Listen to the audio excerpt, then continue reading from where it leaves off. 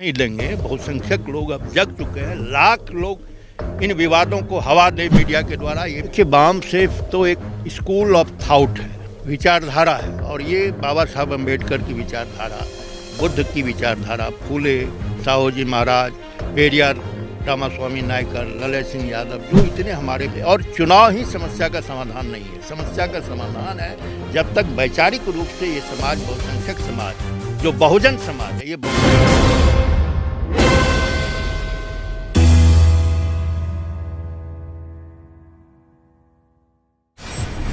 नमस्कार, मैं हूं मनीष। आप देख रहे हैं दी न्यूज़ 9X। दी न्यूज़ 9X में आप सभी का स्वागत है। आज मेरे हाथ में एक पुस्तक लगी है और उस पुस्तक का नाम है जाति समाज को तोड़ने का वास्तविक हथियार, जिसे बाम सेफ के राष्ट्रीय अध्यक्ष वामन मेश्राम साहब ने लिखा है। और इस किताब के ज़रिए आज हम इंटरव्यू करने जा रहे हैं प्रोफेसर आलोक जी का। सबसे पहले प्रोफेसर आलोक जी ने हमें समय दिया, इसके लिए बहुत बहुत शुक्रिया और हम आपका स्वागत करते हैं। प्रोफेसर साहब, ये बताइए कि आप बामसेफ से जुड़े हुए हैं, आखिर बामसेफ की विचारधारा क्या है?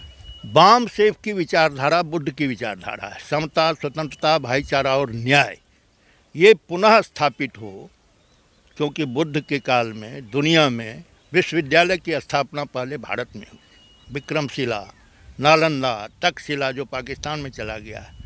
ज्ञान के केंद्र भारत हुआ करते थे, और उस ज्ञान के केंद्र को नष्ट करके पाखंड, अवतारवाद की धारणा पैदा करके भारत में अंधभक्त पैदा किया जा रहा है।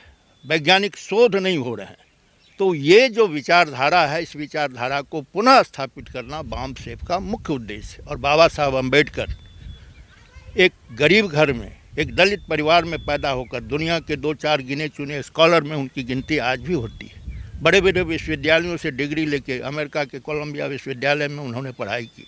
भिन्न भिन्न क्षेत्रों में, कई विषयों में डॉक्टरेट, डिलेट, बार एट लॉ, ऐसी डिग्रियां उनके पास थी उस ज़माने में, जो आज भी भारत के किसी नेताओं के पास नहीं। उनके द्वारा संविधान लिखा गया, ड्राफ्ट तैयार किए, और वो दुनिया का सबसे बड़ा संविधान, सबसे अच्छा संविधान वो भारत का संविधान है। और बाम सेफ ये SC, ST, OBC और धर्म परिवर्तित जो माइनॉरिटीज़ हैं भारत में, जो बहुसंख्यक वर्ग है, बहुजन समाज है, 85% से कहा जाए, 85% जो बहुजन समाज है। इसमें ये मतलब नहीं है कि इसमें सवर्ण नहीं है। जो 85% डिप्रेस्ड क्लास के लोग हैं, जो किसी न किसी रूप में जाति के नाम पर पीछे ढकेले गए, सत्ता और संसाधन से उसको पीछे ढकेला गया, वैसे लोगों के जो कर्मचारी हैं, अधिकारी हैं, उनका ये संगठन है backward and minority community employees federation. ये एम्प्लॉयज लोगों का ऑर्गेनाइजेशन है, और इसकी ड्यूटी है, इसका काम है कि जो समाज पिछड़ा हुआ है, वर्षों से जो संविधान के द्वारा मिले हुए अधिकार से वंचित है,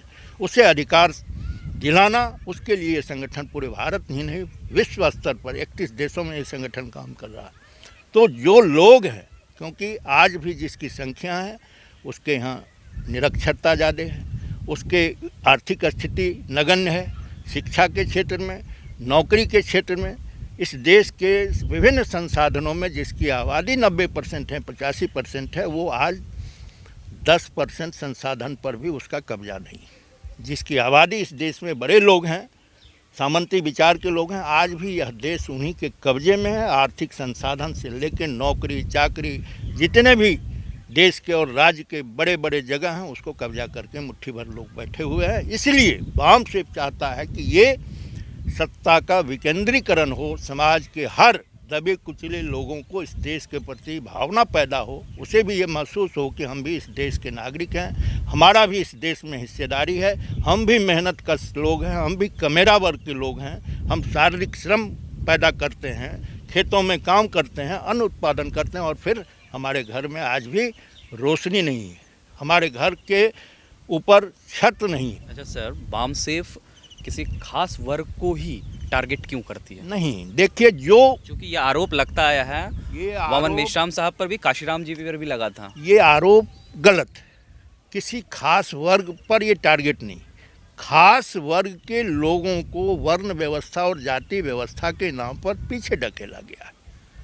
जो व्यवस्था है, आज भी हमारी व्यवस्था, सामाजिक व्यवस्था वर्टिकल सोसाइटी है। एक जात दूसरे जात से छुआछूत मानता है। आज एक भंगी है तो भंगी से हैट करता है जो चमार जाति के लोग हैं, चमार से हट करता है दुसाध जाति के लोग हैं, दुसाध से हट करता है एक अहीर, यादव, कोरी, कुर्मी।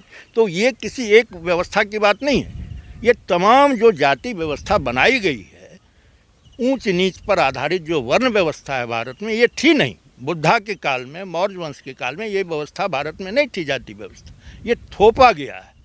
और तो ये जो थोपा गया व्यवस्था है, थोपी गई, बनाई गई जाति व्यवस्था है, उसको वर्टिकल सोसाइटी को एक पैरेलल, जो नीचे के दबे कुचले लोग हैं, उसको आगे उठाकर समाज के हर क्षेत्र में बराबर की स्थिति में लावें, यही वामसेव का मूल विचार है। तो हो सकता है कि कुछ लोगों को परेशानी होती है, जो वर्षों से, हजारों वर्षों से इन दबे कुचले लोगों पर रूल किया है, तो जो रूलर है वो क्यों चाहेगा कि ये व्यवस्था सारे लोग 85% लोग आगे आवे? तो विरोध होगा, उससे मतलब नहीं है, ये डेमोक्रेसी है, बहुमत का शासन होता है।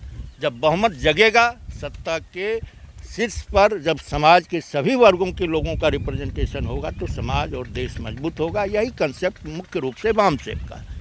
तो जो आरोप है वो निराधार है, जो आरोप है निराधार है एकदम।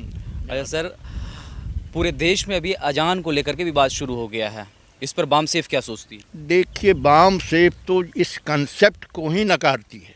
ये इस देश, कॉन्सेप्ट को ही नकारती है। सुन लीजिए ना, ये भारत देश जातियों के द्वारा, इसी देश में 100 वर्ष पहले महाराष्ट्र में, तमिलनाडु में आदमी से घृणा करता था। जानवर तालाब में पानी पी सकता था, लेकिन जानवर पालने वाले जो शूद्र जाति के लोग हैं, दलित जाति के लोग हैं, जो डिप्रेस्ड क्लास के लोग हैं, वो तालाब में पानी पीने का उसको अधिकार नहीं था। तो वैसे लोग जब बाहर के आक्रमणकारी भारत में आए, क्योंकि भारत तो जातियों में बटा हुआ था, बहुसंख्यक लोगों को इस देश में सत्ता से, शिक्षा से, संपत्ति से दूर रखा गया। तो वैसे ही लोग जब विदेशी आक्रमणकारी आए, मुगल आए, उन्होंने अपना धर्म भी लाया, और वो लोग आए भारत में, कहे कि हमारे मस्जिदों में कोई छुआछूत नहीं, एक साथ आप नमाज पढ़ सकते हैं, इबादत कर सकते हैं। तो हमारे ही लोग बहुसंख्यक, जो छोटी जातियों में लोग जिसको शोषण करके रखा था, वही लोग धर्म परिवर्तित करके मस्जिद में गए। अंग्रेज जब आए तो अंग्रेज़ों ने शिक्षा का द्वार खोला, विश्वविद्यालय खोला, पहला विश्वविद्यालय कलकत्ता में उन्होंने खोला। हमें पढ़ने का अधिकार नहीं था, अंग्रेज़ों के चलते इस देश के बहुसंख्यक जिन्हें स्कूल जाने का अधिकार नहीं था, वो स्कूल जाने का काम किया। तो अंग्रेज आए तो आदिवासी, जंगल, दलित, पिछड़े लोगों के गांव में जाके विद्यालय खोला, अस्पताल खोला। तो हमारे ही लोग आज धर्म परिवर्तन करके क्रिश्चियन मिशनरीज के विद्यालय के द्वारा, अस्पतालों के द्वारा एक सम्मानजनक जिंदगी जीने को आज काबिल हो चुके हैं। तो धर्म परिवर्तन इस देश में क्यों हुआ, इसकी जड़ में आपको जाना होगा। जिस धर्म की बात करते हैं, आज भी बड़े बड़े सामंती लोगों के गांव में दलित वर्ग के लोग, पिछड़े वर्ग के लोग पूजा पाठ करने नहीं जाते हैं। तो अजान हर आदमी को भारत के संविधान में अपने ढंग से जीने का अधिकार है, धार्मिक स्वतंत्रता है। हमारे यहाँ अब हम लोग गांव जाते हैं तो भगत की परंपरा है, अष्टजाम की परंपरा चल पड़ी। 48 घंटे, 3 दिन 4 दिन तक माइक लगा के पूरा गांव उस साउंड से धार्मिकता के नाम पर प्रदूषित होता है। हम लोग सो नहीं पाते हैं गांव में, घर में, फिर भी ये परंपरा के नाम पर लोग इस आवाज़ को, जबकि लिमिटेशन होना चाहिए। अजान तो 2-3 मिनट के बाद अजान समाप्त हो जाता है, लेकिन ये दिन हर गांव में, शहरों में साउंड का जो प्रदूषण होता है, इससे क्या डिस्टर्ब लोग नहीं होते हैं? धार्मिकता के नाम पर आप किसी एक सेक्शन को आप कहिएगा कि अजान हो रहा है, दूसरे सेक्शन को कहिएगा कि भाई आप दिन भर रात भर एकदम पढ़ाई लिखाई छोड़ के पूरे मोहल्ले को बर्बाद करिए, ये आयोजन वो आयोजन। तो आपके बच्चे तो विद्यालय जा रहे हैं, गरीब लोगों के बच्चे तो आज सरकारी स्कूल में भी बैठने पर जो है सो उसको परेशानी है, सिर्फ भोजन कराने का एक अड्डा बन गया है गरीबों के बच्चे को। तो ये सब फिजूल की बातें हैं। जो इशू है, जो गरीबी है, भूखमरी है, रोजगार है, उच्च शिक्षा बर्बाद हो चुका है, रिसर्च कहीं नहीं हो रहे हैं, खोज नहीं हो रहा, क्यों, क्या कारण है? तो इन सब समस्याओं से डाइवर्ट करने के लिए कभी अजान के नाम पर, हिंदू मुस्लिम के नाम पर, धार्मिकता के नाम पर, कभी राम मंदिर के नाम पर, कभी इस मंदिर के नाम पर, ये सब समाज को, इस देश को डाइवर्ट करके बहुसंख्यक लोगों को शिक्षा रोजगार से वंचित करना, ये एक अभियान है। और इस अभियान में कुछ मुट्ठी भर लोग लगे हुए, अनपढ़ लोग हैं इस देश में, पढ़ाई लिखाई चौपट हो चुकी है। बिहार में और ख़ास करके हम लोगों के सीमांचल के इलाके में भारत में सबसे ज़्यादा लिटरेसी रेट कम है हिमाचल का है। तो ये सब कारण है, ये अजान और ये सब फालतू की बातें हैं। समस्याओं से, इशू से नॉन इशू की ओर ढकेलना समाज को मीडिया के द्वारा, समाज में कुछ षड्यंत्रकारी लोगों के द्वारा, ये सब है। इस देश में सभी को जीने का अधिकार है, किसी भी धर्म को अपने अपने ढंग से जीने का अधिकार है, अपने मुताबिक खाने का, पीने का, रहने का, ये स्वतंत्रता है। धार्मिक स्वतंत्रता नहीं देंगे। बहुसंख्यक लोग अब जग चुके हैं, लाख लोग इन विवादों को हवा दे मीडिया के द्वारा, ये विवाद अब चलने वाला नहीं। अच्छा, इंटरव्यू के अंत की ओर चलते हैं। सवाल आखिरी होगा सर, बामसेफ ज़मीनी स्तर पर क्या करेगी? चूँकि पूरे बिहार में मेयर चुनाव होने वाला है और बामसेफ गांव में काम करे, शहर पर नहीं, ऐसा क्यों? देखिए, बामसेफ तो एक स्कूल ऑफ थॉट है, विचारधारा है, और ये बाबा साहब अम्बेडकर की विचारधारा, बुद्ध की विचारधारा, फूले, साहूजी महाराज, पेरियार रामास्वामी नायकर, ललित सिंह यादव, जो इतने हमारे पूर्व के महापुरुष रहे हैं जिन्होंने सामाजिक परिवर्तन की लड़ाई लड़ा है, उस विचारधारा को बामसेफ बुद्धिजीवियों में, और जो हमारे अनपढ़ लोग हैं गांव में हो, शहर में हो, ये विचारधारा की लड़ाई है। और मेयर का चुनाव, ये सब तो चुनाव एक है, चुनाव के द्वारा हम अपनी ताकत को पहचानने का काम करते हैं कि हमारी विचारधारा कितने लोगों के बीच पहुंची। तो वो चुनाव वगैरह होते रहेंगे, और चुनाव ही समस्या का समाधान नहीं है। समस्या का समाधान है जब तक वैचारिक रूप से ये समाज, बहुसंख्यक समाज, जो बहुजन समाज है, ये बहुजन शब्द कोई अम्बेडकर लोग साहब का ये दिया हुआ शब्द नहीं है, ये बामसेफ का शब्द नहीं है, बुद्धा का बहुजन हिताय बहुजन सुख है।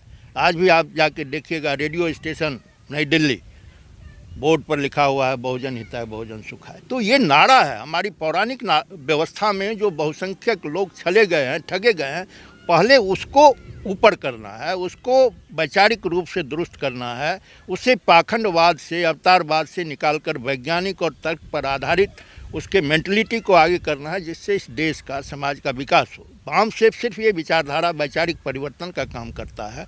चुनाव तो आते रहेंगे, जाते रहेंगे, लेकिन जब तक विचारों पर आधारित व्यवस्था, देश की सत्ता, चाहे वो मेयर का चुनाव हो, असेंबली का चुनाव हो, पार्लियामेंट का चुनाव हो, किसी भी चुनाव में जब वैचारिक स्तर से दुरुस्त लोग सत्ता में बैठेंगे, कुर्सी पर बैठेंगे, तो निश्चित रूप से समाज के दबे कुचले और जो समस्याएं हैं, पढ़े लिखे लोग रहेंगे तो समस्याओं का समाधान होगा। बहुत बहुत शुक्रिया। आपको हमारा ये इंटरव्यू कैसा लगा? खासकर ये वीडियो उन लोगों के लिए था जो बामसेफ को रिसर्च करते हैं, आखिर बामसेफ है क्या। इसलिए आज हमने प्रोफेसर आलोक जी को अपने स्टूडियो में बुलाया। बहरहाल, आपको हमारा यह इंटरव्यू कैसा लगा, आप अपनी राय हमारे कमेंट बॉक्स में ज़रूर दें। अगर आप हमारा यह वीडियो फेसबुक पे देख रहे हैं तो हमारा फेसबुक पेज लाइक करें। अगर आप हमारा यह वीडियो यूट्यूब पर देख रहे हैं तो हमारा यूट्यूब चैनल दी न्यूज़ 9X को सब्सक्राइब ज़रूर करें। और हाँ, अब हम इंस्टाग्राम पर आ चुके हैं, आप हमें इंस्टाग्राम पर फॉलो कर लें। शुक्रिया।